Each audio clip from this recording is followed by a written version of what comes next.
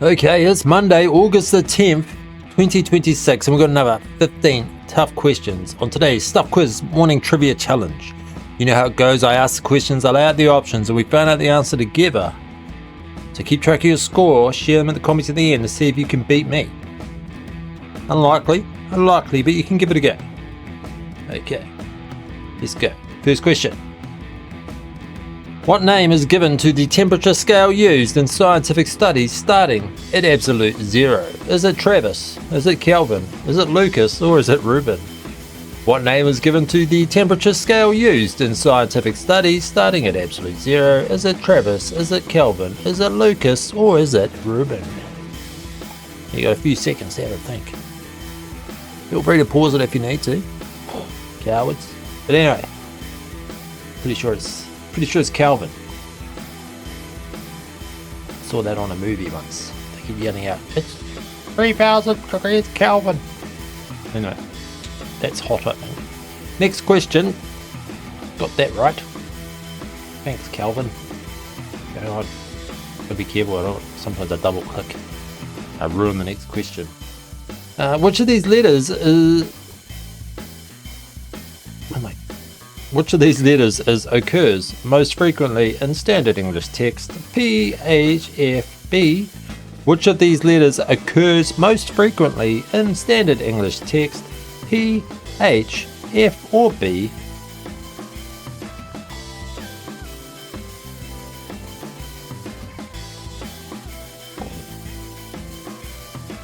I don't know. I want to say, well, you know what? Two of my kids have names that start with H, so I'm going to say H. There we go. That was just that was like a guess. Hell's bells. What does a vexillologist collect? Is it fligs? Is it maps? Is it clocks? Or is it coins? What does a vexillologist collect? Is it fligs? Is it maps? Or is it clocks? Or is it coins?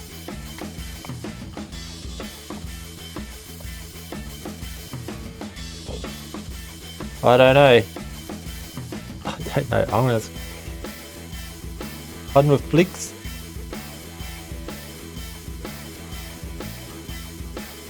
That was like a yes. I got some flags. So maybe I guess I am a vexillologist. There we go. I've got two flags. I've got three flags. I've got my New Zealand flag, I've got laser kiwi, and I've also got a pirate flag because, you know, pirates are badass. Well, you know, 17th century ones were at least. Anyway, where's my mouse? There you go. Let's go. Which British World War II aircraft was known as a string bag? Is it the Fairey Swordfish, the de Havilland Mosquito, the Hawker Hurricane, or the Vickers Wellington? Which British World War II aircraft was known as a string bag? A Fairey Swordfish, de Havilland Mosquito, Hawker Hurricane, or Vickers Wellington?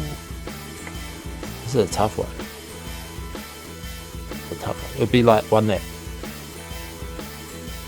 I think it would be one that carries like gliders or something, right? I don't know. I'm going to say the Wellington. Because I live in Wellington. It was the Swordfish. I didn't know that. Something else I'm going to have to Google. The longest serving Prime Minister of New Zealand was Robert Muldoon, Richard Seddon, William Massey, or Helen Clark. The longest serving Prime Minister of New Zealand was Robert Muldoon, Richard Seddon, William Massey, or Helen Clark. Okay. I don't know. But we do have a university named after Massey. We've got lots of things named after Seddon. Muldoon was famous, but I don't know if he was famous for that. I think he was famous for being a drunk, funny guy. Helen Clark, she was 3 terms. Yeah, I'm going to say Seddon. Lucky guess. Lucky guess. Next question. What is the smallest bone in the human body? Is it the stapes, the incus, the pisiform, or the malleus? What is the smallest bone in the human body? Is it the stapes, the incus, the pisiform, or the malleus?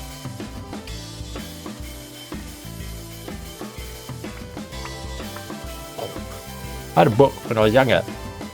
It was all about facts and stuff, and it was like the anvil and the stirrup. But there's none of those names. And it's in the ear. I'm going to say stapes. I have no idea. It might probably be in the fingers. Oh, that's lucky. That was a lucky guess. Just because stirrup started with an ST. Anyway. Which country was industrialist and philanthropist Andrew Carnegie born? Is it Ireland? Is it Wales? Is it Scotland? Or is it England? I don't know. That was a terrible accent, so I'm sorry. I'm sorry. What country was industrialist and philanthropist Andrew Carnegie born? Ireland, Wales, Scotland, or England?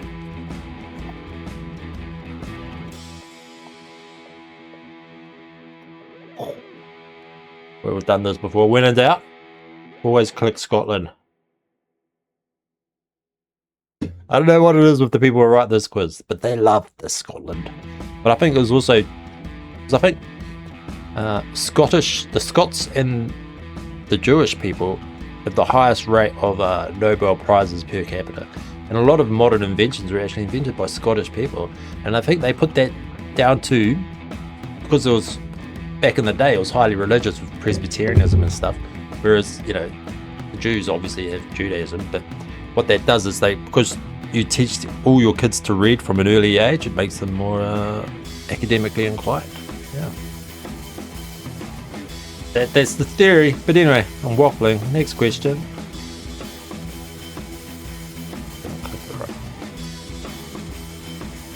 Next.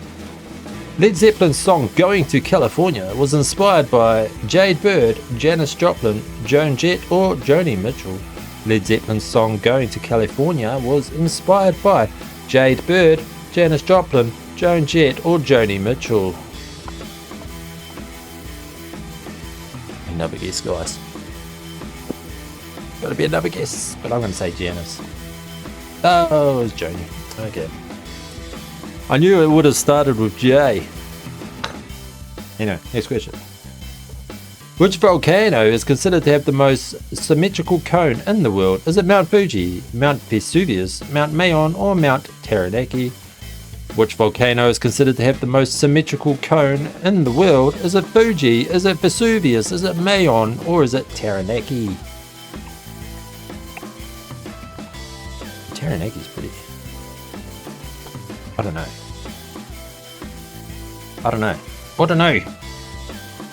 I've never heard it. I'm gonna say Fuji. Probably Taranaki.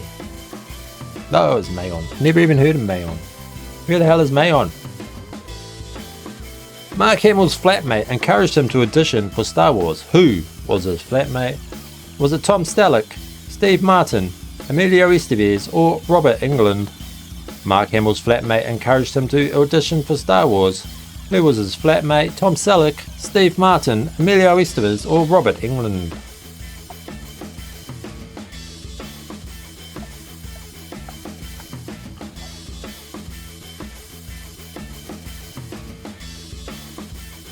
Imagine if it was Estevez.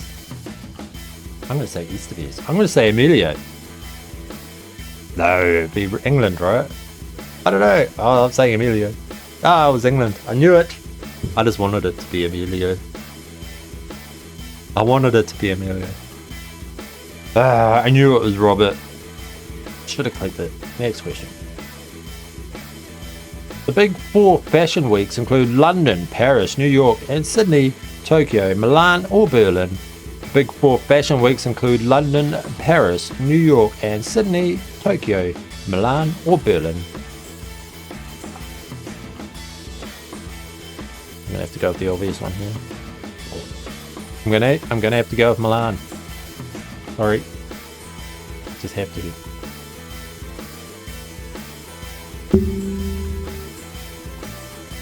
Lucky guess.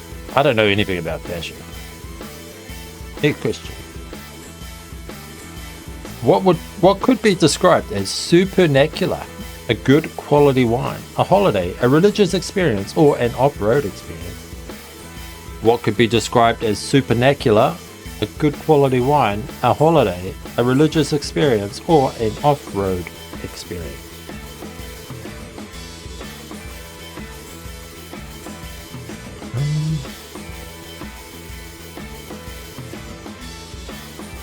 I don't know. I've never heard this word before in my life.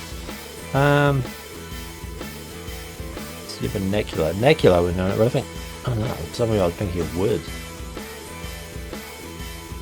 I'm gonna say religious. Good quality wine, of course. Of course it was. I'm doing terrible today. Where would you find the oldest Chinatown in the world? Is it Manila, Moscow, Mumbai, or Madrid? Where can you find the oldest Chinatown in the world? Manila, Moscow, Mumbai, or Madrid? Wouldn't it be in China? Wouldn't you find the oldest Chinatown in China? I get what you're saying. So let's see. I'm going Manila. Because it's probably would have been, yeah, I don't know. Anyway,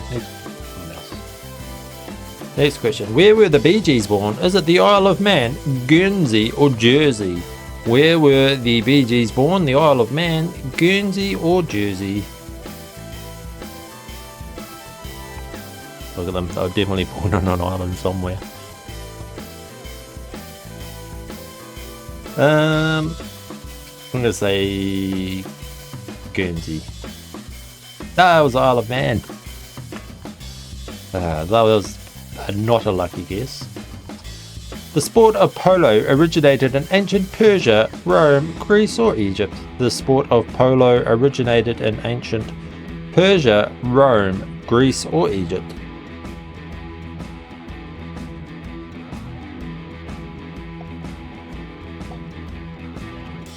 I'm gonna have to say Persia.